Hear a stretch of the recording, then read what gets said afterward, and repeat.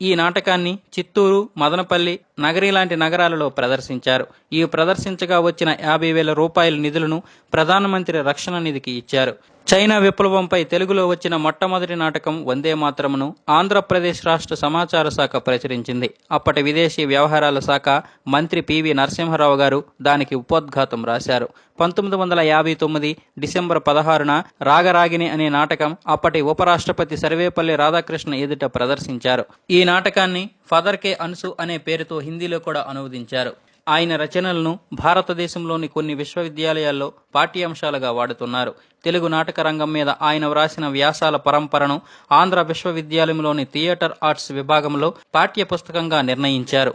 ఆయన రాసిన కళ్ళు నాటకం ఉస్మానియా విశ్వవిద్యాలయం మాస్టర్ ఆఫ్ ఆర్ట్స్ విద్యార్థులకు పాఠ్య పుస్తకం అయ్యింది. ఆయన రచనల మీద పరిశోధన చేసి ఎంఫిల్ మరియు డాక్టరేట్లు సాధించిన వారు కూడా ఉన్నారు. చాలా సెమినార్లలో